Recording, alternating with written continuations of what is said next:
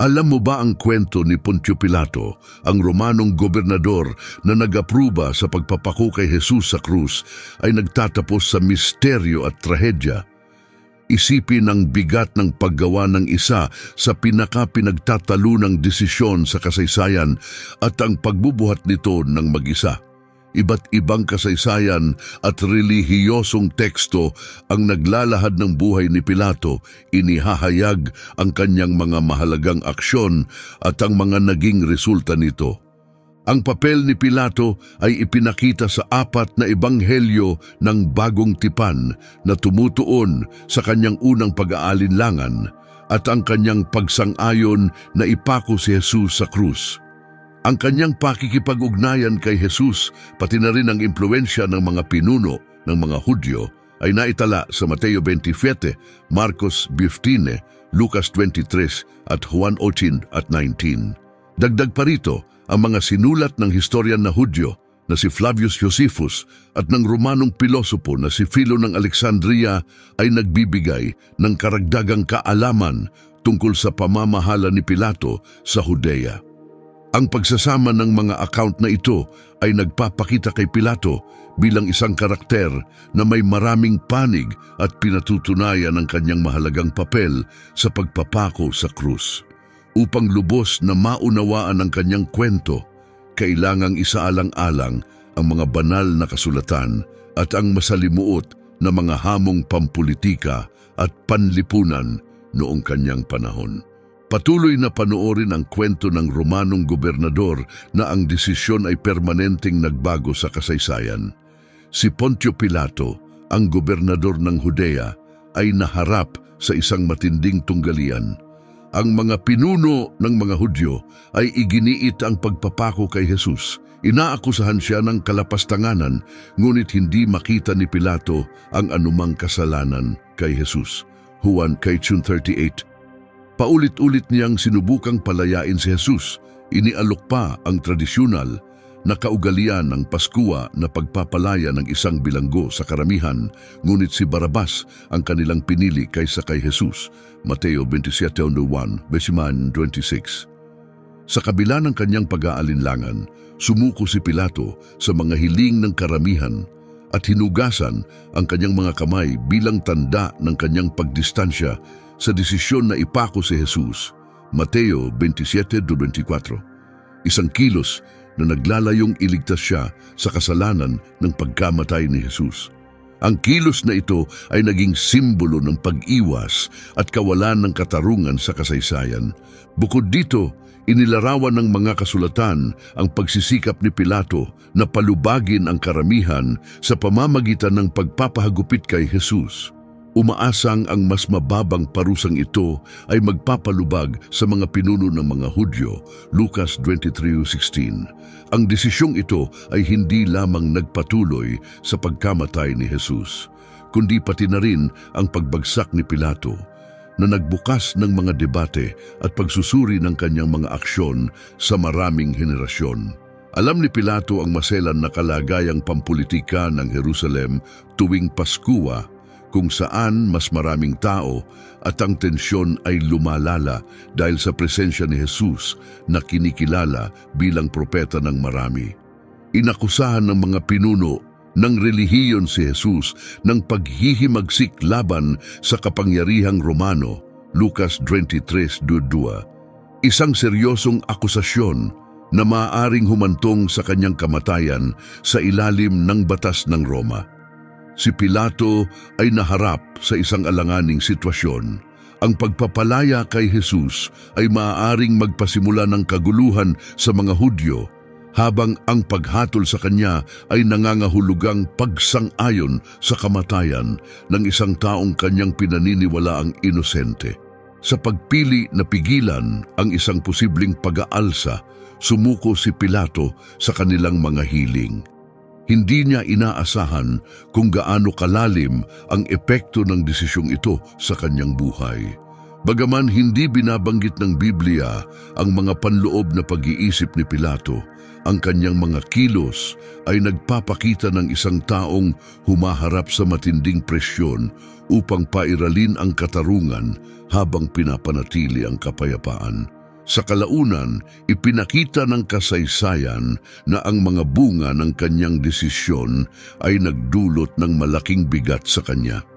Sa mga rehiyon tulad ng Judea, ang mga gobernador ng Roma ay kailangang maingat na pamahalaan ang balanse ng kapangyarihan upang maiwasan ang anumang palatandaan ng kahinaan na maaaring pagsamantalahan ng mga kalaban ng Roma. Kaya't si Pilato ay naharap sa isang napakakomplikadong sitwasyon kung saan ang bawat desisyon ay may malaking panganib sa politika at lipunan.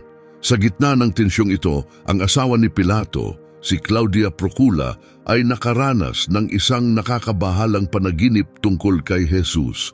Kaya't nagpadala siya ng mensahe sa kanyang asawa, hinihikayat siyang huwag makialam sa kaso ng taong matuwid na ito, Mateo 27:19. Ang pangyayaring ito na naitala lamang sa Ebanghelyo ni Mateo ay binalot ng misteryo at tinitingnan ng ilan bilang isang posibleng banal na interbensyon na naglalayong pigilan ang pagpapako kay Jesus. Si Claudia Procula, bagamat nabanggit lamang ng kaunti sa mga tekstong biblikal, ay may mahalagang papel sa paglalarawan ng moral na dilemma ni Pilato. Ang kanyang matinding pagkabalisa dahil sa panaginip na itinuring niyang babala mula sa Diyos ay nagpapakita ng isang kritikal na sandali. Ang hindi pagsunod ni Pilato sa tanda na ito ay nag-iwan sa kanya ng habambuhay na pagsisisi. Sa tradisyong Kristiyano, si Claudia Procula ay pinararangalan bilang isang santa sa ilang sangay ng simbahan. Binibigyang diin ang kahalagahan ng kanyang pagtatangkang impluensyahan, ang takbo ng kwento ng pagpapakasakit. Madalas na itinuturing ang kanyang karakter bilang simbolo ng konsensya na nagbibigay babala sa mga mahalagang sandali ng krisis sa moralidad. Ang kanyang nakakatakot na panaginip ay nagdaragdag ng supernatural na elemento sa kwento na nagpapahiwatig na ang mga pangyayari sa paglilitis ay maaaring naapektuhan ng mga puwersang hindi lubos na maunawaan ng tao. Nagpatuloy ang pagpapako kay Jesus sa ilalim ng utos ni Pilato at ang paratang laban sa kanya, Jesus ng Nazaret, hari ng mga Hudyo, ay isinulat sa Hebreo, Latin at Griego sa itaas ng krus, Juan 10:19. Ang label na ito ay nagbigay diin sa umano'y krimeng politikal ng pag-aangkin ng kaharian na itinuturing na banta sa autoridad ng Roma. Habang tinitiis ni Jesus ang pagpapako sa krus, si Pilato naman ay nakipagbuno sa kanyang sariling konsyensya at pagsisisi. Maingat na inilarawan ng mga ebanghelyo ang pagpapako. Binabanggit hindi lamang ang reaksyon ng mga nanonood kundi pati na rin ang mga kakaibang pangyayari gaya ng pagdidilim sa kalagitnaan ng araw at pagkapunit ng tabing ng templo, Mateo 27:41-51, na nagdagdag ng bigat ng kasalanan kay Pilato at nagbigay ng pahiwatig sa maaaring kabanalan ni Jesus. Ang mga pangyayaring ito ay nagpapakita sa pagpapako sa krus bilang hindi lamang isang pangyayaring makalupa, kundi isang kosmikong labanan ng kabutihan at kasamaan. Sa kasaysayan, ang pagpapako sa krus ay isang parusang nakalaan para sa pinakamasasamang kriminal at nagsilbing pampublikong pagpapahiya at pagpapahirap. Ang pagpili ni Pilato sa ganitong paraan ng pagpaparusa sa kabila ng kanyang pag-aalinlangan ay nagpapakita ng matinding presyon at ng masalimuot na dinamika ng politika at lipunan na kanyang kinakaharap. Matapos ang pagpapako sa krus, si Pilato ay sinundan ng anino ng kanyang desisyon, ang panlilinlang ng karamihan at ng mga pinuno ng relihiyon ay tumimo sa kanyang konsyensya. Ang mga salita ni Jesus, Ama, patawarin mo sila, sapagkat hindi nila nalalaman ang kanilang ginagawa, Lucas 23, ay patuloy na umalingaw-ngaw sa kanyang isipan, lalo pang nagpapabigat sa kanyang pagsisisi sa bawat lumilipas na araw.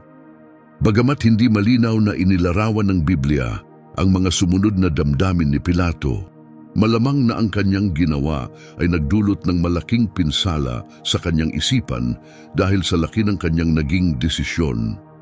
Sa tradisyong Kristiyano, si Pilato ay inilalarawan bilang hindi kailanman nakalaya mula sa bigat ng kasalanan sa kanyang papel sa kamatayan ni Jesus.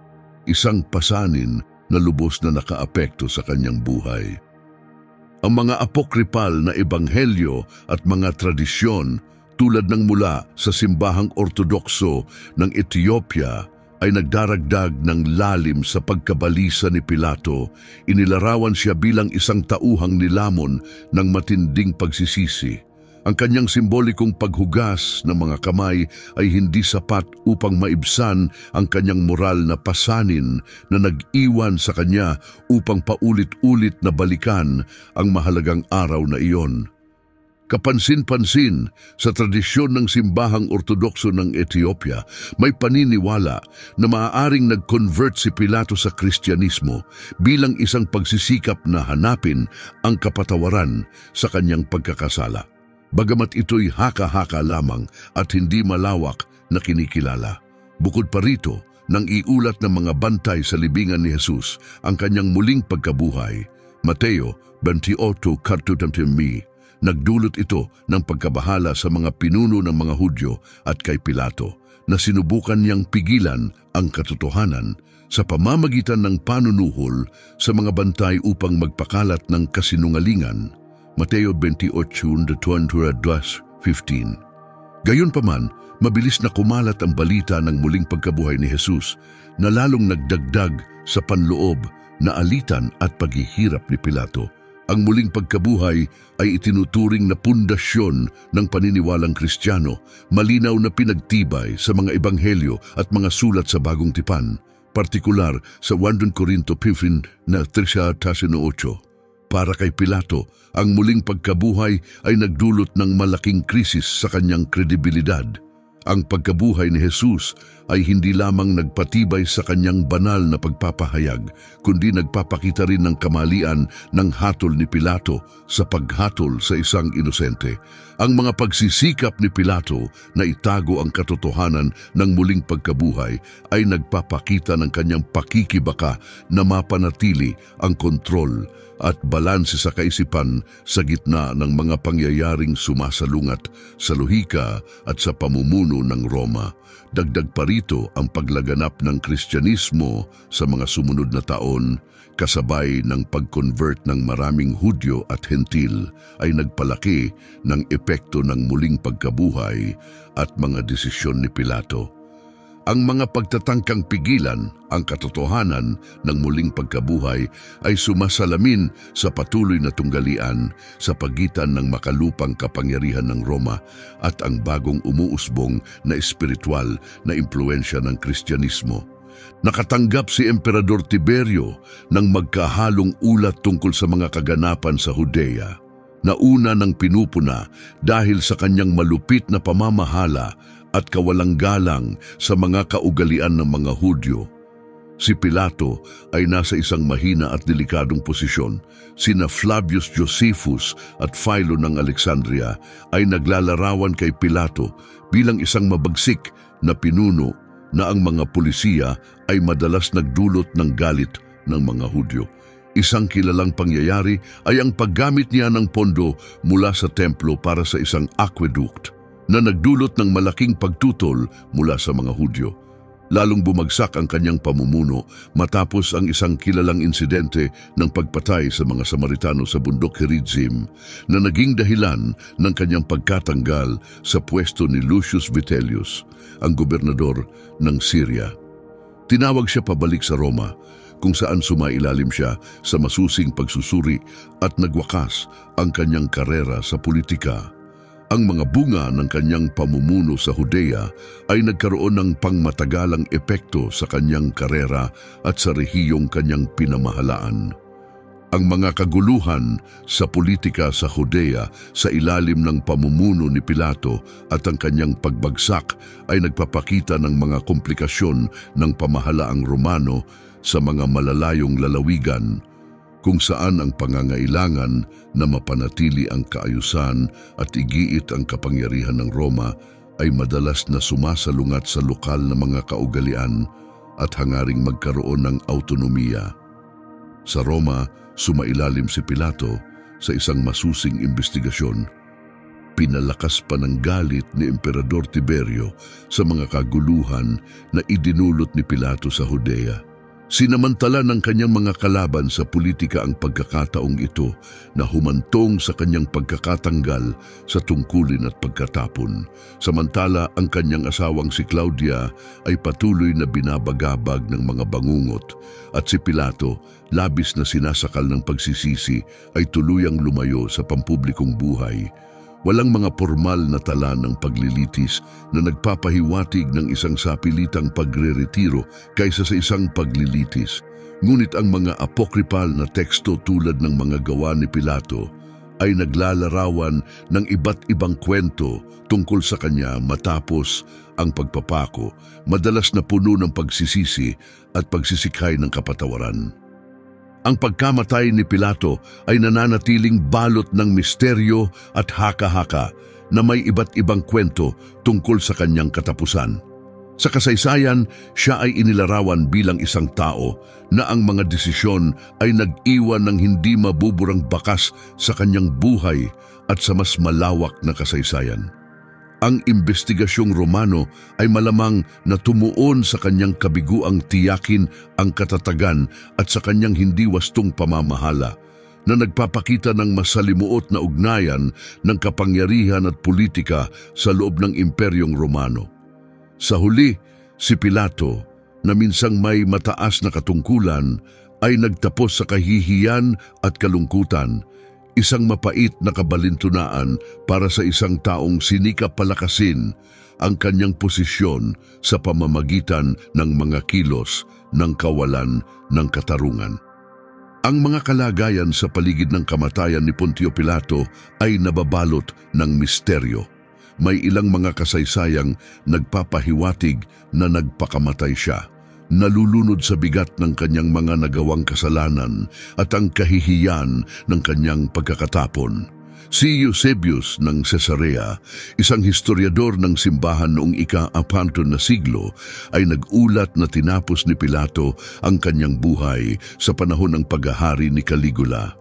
Gayunpaman, ang ibang mga historiador tulad ni Tacitus ay hindi nagbigay ng tiyak na detalye tungkol sa kanyang kamatayan. Sa tradisyong Kristiyano, may iba't ibang kwento. Ang ilan ay nagpapahiwatig na maaaring naging Kristiyano si Pilato bago siya namatay. Ang mga akdang medieval at Renaissance, tulad ng Golden Legend, ay naglalarawan na nagtapos si Pilato ng kanyang buhay sa pagkatapon sa Gaul, kung saan itinapon ang kanyang mga labi sa isang ilog. Ang kanyang pagkamatay ay kadalasang tinitingnan bilang isang trahedya para sa isang taong may mahalagang papel sa pagpapako kay Jesus, na nagpapakita ng pinaghalong kasaysayang katotohanan, tradisyon at haka-haka na nagbubunyag sa pagiging komplikado ng kanyang karakter. Sa paglipas ng kasaysayan, ang kwento ni Pilato ay naging daan upang pag-isipan ang mga tema ng pagsisisi, pagtubos at katarungan. Ang kanyang trahedyang wakas na puno ng matinding dalamhati at pagsisisi kasama ang mga kwento ng kanyang posibleng pagbabalik loob ay nagpapahiwatig ng kanyang paghahanap ng kapatawaran. Ang mga magkakaibang kwento ay nagpapakita ng hirap sa paghiwalay ng kasaysayan mula sa alamat, lalo na sa buhay ng mga tauhang may kaugnayan sa mahahalagang pangyayaring relihiyoso at moral. Kadalasan, inilarawan si Pilato sa kasaysayang Kristiyano bilang isang taong nilamon ng mga pangyayari na kulang sa tapang upang ipaglaban ang kanyang kinikilalang tama. Ang kanyang kwento ay nagsisilbing mahalagang paalala ng pangmatagalang epekto ng ating mga desisyon at ang mga bunga ng pagpayag sa panlabas na impluensya. Sa mga ebanghelyo, si Pilato ay inilarawan bilang isang gobernador na Sa kabila ng pagkilala sa pagiging inosente ni Jesus, ay sumuko sa hiling ng karamihan. Sa tradisyong Kristiyano, madalas na inilalarawan si Pilato sa negatibong liwanag, bagamat ang ilang apokripal na sulatin ay nagpapakita ng mas mahabaging imahe ng kanya. Ang kanyang pag-aalinlangan at huling desisyon sa pagpapako sa krus ay masusing sinaliksik, binibigyang diin ang mga komplikasyon ng kanyang mga aksyon sa moralidad at etika. Ang madilim na paglalarawan kay Pilato ay nagsisilbing babala tungkol sa panganib ng pagsuko sa panlabas na presyon, sa pagtalikod sa katarungan at katotohanan. Siya ay madalas na ikinukumpara sa ibang makasaysayang tauhan na naharap sa ganitong klasing moral na sangandaan, nagbibigay ng paalala sa kahalagahan ng tapang at integridad. Sa panahon ng Semana Santa, maraming tradisyong Kristiyano ang nag-aalala kay Pilato bilang halimbawa ng kung paano ang takot at kawalan ng katarungan ay maaaring humantong sa mga mapait na kahihinatnan. Ang kanyang kwento ay nagbubukas din ng malalim na teolohikal na pagninilay. Sa kabila ng pagtayo sa harap ng anak ng Diyos, nabigo siyang makita ang katotohanan, nagpapakita ng kahinaan ng tao at ang hirap ng paggawa ng makatarungang desisyon. Sa buong kasaysayan, tinatalakay ng mga teologo ang papel ni Pilato sa pasyon ni Kristo. Madalas na ginagamit ang kanyang kwento upang talakayin ang tunggalian sa pagitan ng paggawa ng tama at kung ano ang maginhawa. Ang kanyang pagtatangkang tanggalin ang sarili sa pananagutan sa pamamagitan ng paghuhugas ng kanyang mga kamay ay tinitingnan bilang simbolo ng isang konsyensyang bagabag na umiiwas sa pananagutan. Ang kwento ni Pilato ay isang mahalagang elemento sa mga sermon na binibigyang diin ang kahalagahan ng moral na katatagan at integridad. Ito ay nagpapaalala sa atin na sa harap ng mahihirap na desisyon, mahalaga ang pagsunod sa katarungan kahit pa may personal na kapalit. Sa teolohiyang Kristiyano, si Pilato ay sumisimbolo sa walang hanggang labanan sa pagitan ng kabutihan at kasamaan at ang kanyang kabiguang kilalanin at gampanan ang katotohanan ukol kay Jesus ay nagsisilbing babala laban sa moral na pagkakalimot. Bukod pa rito, ang kwento ni Pilato ay naghihikayat ng sariling pagsusuri. Pinupukaw tayong suriin ang ating sariling mga pagpapahalaga at magsikap na mamuhay ayon sa mga prinsipyo ng katarungan at katotohanan. Si Pilato ay naging isang mahalagang karakter sa iba't ibang anyo ng sining at literatura. Ang kanyang panloob na tunggalian at ang kanyang papel sa pagpapako kay Jesus ay naging sentro ng interes para sa mga artista at manunulat sa paglipas ng panahon, mula sa relihiyosong sining ng medieval hanggang sa mga kontemporaryong kwento. Kabilang sa mga tanyag na halimbawa sa literatura ang The Gospel According to Jesus Christ ni Jose Saramago at The Master and Margarita ni Mikhail Bulgakov, kung saan si Pilato ay inilalarawan bilang isang tauhan na nababalot sa tunggalian ng kanyang tungkulin at ng kanyang moral na prinsipyo. Sa sining biswal, madalas siyang lumalabas sa mahalagang tagpo ng paghatol kay Jesus, kung saan ang kanyang mga ekspresyon ay nagpapakita ng iba't ibang emosyon mula sa pagdududa hanggang sa pagsuko. Ang mga kulturang paglalarawang ito ay nagbubunyag ng patuloy na impluensya ni Pilato sa kamalayan ng marami, na binibigyang diin ang kanyang makasaysayang at teolohikal na kabuluhan. Bukod dito, si Pilato ay isang paulit-ulit na karakter sa mga paglalarawan ng daan ng krus, kung saan ang kanyang presensya ay nagpapaisip sa mga tema ng awtoridad, katarungan at kalagayan ng tao. Ang kanyang paglalarawan sa teatro at pelikula ay madalas na itinatampok ang mga etikal na suliranin na kanyang hinarap, na nagbibigay ng malalim na dimensyon na sumasaliksik sa likas ng kapangyarihan, tungkulin at pagtubos. Ang maraming aspeto ng karakter ni Pilato ay nagbibigay daan sa mga alagad ng sining at manunulat na pag-aralan ang mga pangkalahatang tanong ng awtoridad, pananagutan at moral na integridad na ginagawang isang kawili-wiling karakter para sa iba't ibang anyo ng malikhaing pagpapahayag. Sa tradisyong Kristiyano, ang papel ni Poncio Pilato ay partikular na binibigyang diin tuwing mahal na araw. Ang kanyang karakter ay madalas na binabanggit sa mga sermon at sa mga dula ng pasyon upang ipakita ang mga bunga ng karuwagan at kawalang katarungan. Siya ay binabanggit sa Nicene Constantinopolitan Creed, isang pangunahing bahagi ng liturhiya ng Kristiyano, na nagsasabing si Jesus ay nagpakasakit sa ilalim ni Poncio Pilato na pinapahalagahan ang kanyang mahalagang bahagi sa kwento ng kaligtasang Kristiyano. Ang pagbanggit na ito ay hindi lamang nagmamarka ng isang makasaysayang sandali, kundi ipinapakita rin ang bigat ng kanyang mga desisyon. Ginagamit ang kwento ni Pilato sa mga aral ng Kristiyano upang itampok ang panganib ng pagsuko sa kawalang katarungan at ang kawalan ng moral na tapang. Sa mga pagdiriwang ng Pasko ng Pagkabuhay, ang pag-alala sa mga kilos ni Pilato ay nagiging makapangyarihang paalala ng mga epekto ng ating mga pagpili na nagpatibay sa pangangailangan ng pagsusumikap sa katarungan at katotohanan sa lahat ng pagkakataon. Sa maraming konteksto ng Kristiyano, si Pilato ay simbolo ng kawalang katarungan na ginagawang makapangyarihang kasangkapan ang kanyang kwento sa mga talakayan tungkol sa kahalagahan ng katuwiran at katarungan. Sa ilang mga liturhikong gawi, si Pilato ay binabanggit sa mga panalangin bilang simbolo ng kahinaan ng tao at ang mahalagang pangangailangan ng biyaya ng Diyos upang mapagtagumpayan ang ating mga etikal na hamon. Ang kanyang buhay at wakas ay nag-aalok ng malalim na aral sa pananagutan at integridad na nagpapaalala sa atin na bawat isa ay may potensyal na makaimpluwensya sa kasaysayan sa pamamagitan ng ating mga desisyon.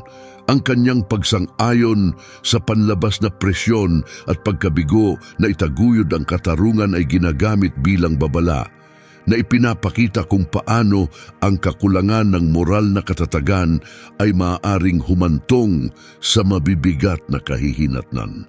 Ang kwento ni Pilato ay ginagamit sa mga talakayang pang-edukasyon at moral upang bigyang diin ang kahalagahan ng pagkilos ng may katarungan at tapang. Ang kanyang pag-aatubili at kalaunang pagsuko sa mga tao ay itinuturing na pangunahing halimbawa kung paano ang hindi pagsunod sa mga etikal na paninindigan ay maaaring magdulot ng matinding bunga. Ang mga aral na ito tungkol kay Pilato ay umaabot sa iba't ibang aspeto ng buhay, mula sa politikal hanggang sa personal na mga aspeto na nag-uudyok sa atin na manatiling nakatuon sa katotohanan at katarungan. Sa maraming talakayan tungkol sa etika at pamumuno, si Pilato ay madalas na binabanggit bilang isang mahalagang pag-aaral na binibigyang diin ang kritikal na pangangailangan ng integridad sa mga posisyon ng kapangyarihan.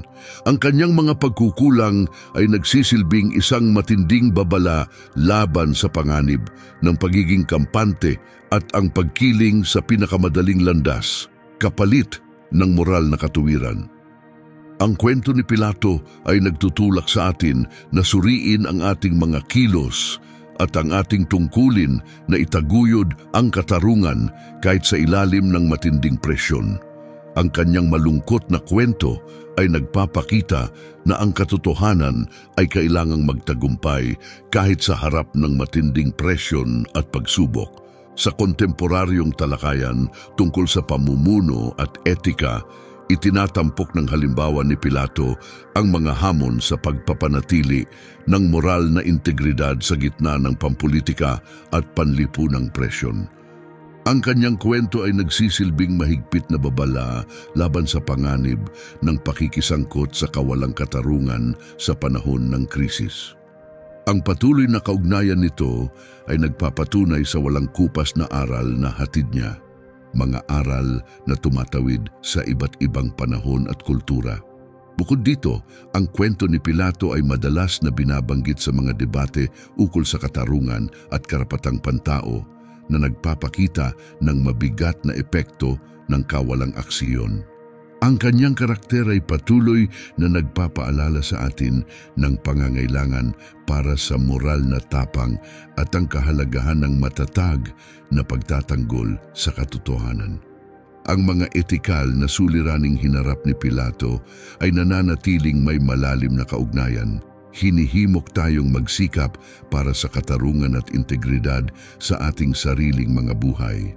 Bukod pa rito, malawak na naipakita si Pilato sa popular na kultura sa pamamagitan ng mga pelikula, dula at aklat kung saan siya ay ipinapakita mula sa pagiging isang tusong kontrabida hanggang sa isang biktima ng pagkakataon. Ang pagkakaibang ito sa mga paglalarawan ay patuloy na nagpapasiklab ng interes sa kanyang karakter at papel sa kasaysayan ng tao. Ang mga pelikula tulad ng The Passion of the Christ at Jesus of Nazareth ay nagpapakita kay Pilato sa isang komplikadong paraan na sumasalamin sa kanyang maraming aspeto. Sa literatura, madalas siyang lumalabas bilang isang pangunahing tauhan sa mga kwentong tumatalakay sa kapangyarihan, katarungan at pagsisisi. Ang ganitong mga representasyon sa popular na kultura ay nagpapanatiling buhay at mas madaling maunawaan ang kwento ni Pilato na nagbibigay daan sa patuloy na muling pagpapakahulugan at mas malalim na pag-unawa sa kanyang historikal na epekto. Ang mga paglalarawang ito ay nagpapatibay kung paanong ang karakter ni Pilato ay patuloy na umaakit at may malalim na kaugnayan sa modernong manunood. Siya ay makikita sa mga pagtatanghal tuwing Pasko ng pagkabuhay sa buong mundo, kung saan ang kanyang papel ay binibigyang kahulugan at binibigyang buhay sa iba't ibang paraan. Ang mga nagbabagong interpretasyon ni Pilato sa popular na kultura ay sumasalamin sa mga pagbabago sa mga pagpapahalagang panlipunan at pananaw, na nagpapakita kung paanong muling sinusuri ng bawat henerasyon ang kanyang pamana sa liwanag ng makabagong konteksto at pag-unawa.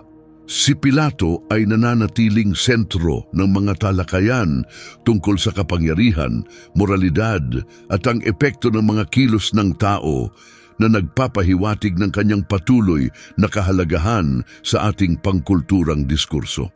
Sa tradisyong Kristiyano at sa kolektibong kamalayan, malalim ang pamana ni Pilato. Ang kanyang kwento ay nagpapakita ng parehong kakayahan at limitasyon ng tao sa paggawa ng desisyon.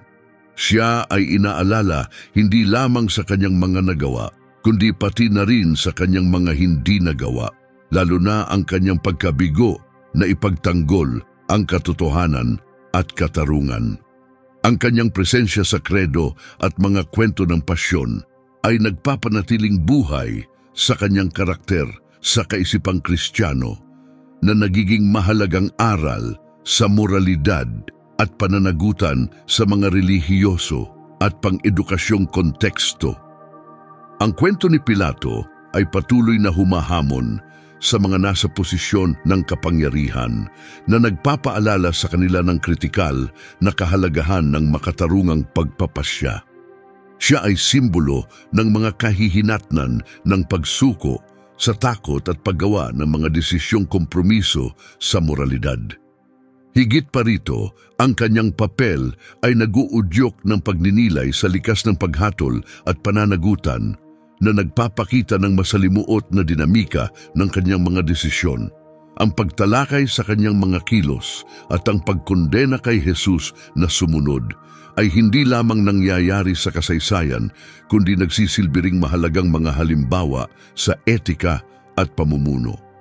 Ang walang hanggang alaala kay Pilato ay nagsisilbing babala. Hinihimok tayo na kumilos ng may integridad at tapang anuman ang sitwasyon. Paalala ito ng malalim at pangmatagalang epekto ng ating mga desisyon na nagpapalakas ng ating hangarin na isulong ang katotohanan at katarungan sa lahat ng ating gawain. Ang kwento ni Poncio Pilato ay malalim na nag-uudyok sa Kristiyanong tradisyon, nagdudulot ng malalim na pagninilay sa ating mga panlipunang papel at ang bigat ng ating mga desisyon. Si Pilato ay lumalabas bilang isang trahedyang tauhan na ang buhay at mahahalagang desisyon ay patuloy na nagbibigay inspirasyon at babala. Sa loob ng teolohiya ng Kristiyano, mahalaga ang kwento ni Pilato sa mga talakayan tungkol sa kasalanan, pagtubos at katarungan na inilalagay siya sa sentro ng pagpapako kay Kristo at ng mas malawak na mga tema ng sakripisyo at kaligtasan. Ang kanyang patuloy na impluensya ay nagpapahiwatig ng kahalagahan ng kanyang mga desisyon at ang mahahalagang aral na kanilang hatid. Si Pilato ay madalas ginagamit sa mga institusyong pang-edukasyon upang bigyang diin ang kahalagahan ng pananagutan at integridad. Siya ang sumasalamin sa kung paano maaaring magdulot ng katiwalian ang kapangyarihan at ipinapakita ang matinding bunga ng kawalan ng moral na tapang. Ang kanyang kwento ay hinihimok tayo na suriin ang ating mga kilos at itaguyod ang katarungan kahit sa harap ng matinding hamon. Ang impluensya ni Pilato sa pananampalatayang Kristiyano ay malalim na nagsisilbing patuloy na paalala sa pangangailangang hanapin ang katotohanan at katarungan sa lahat ng ating gawain at nagbibigay diin sa kapangyarihang dulot ng pagtubos at pagpapatawad. Si Poncio Pilato, ang opisyal na nag-apruba ng pagpapako kay Jesus, ay kumakatawan sa pagsasama ng awtoridad, pagsisisi at panghihinayang na ginagawang ang kanyang kwento ay isang malalim na pagninilay sa diwa ng makatarungang pagpapasya at paghahanap ng katotohanan, gaano man kahirap ang mga hamon. Ang kwento ng kanyang buhay ay nagsisilbing walang hanggang paalala na ang ating mga desisyon ay may mga kahihinatnan at na ang pagsusumikap para sa katarungan at katotohanan ay dapat maging pangunahing layunin. Ang buhay ni Pilato ay naghihikayat sa atin na harapin ang ating mga hamon sa moral at etika ng may integridad at katapangan.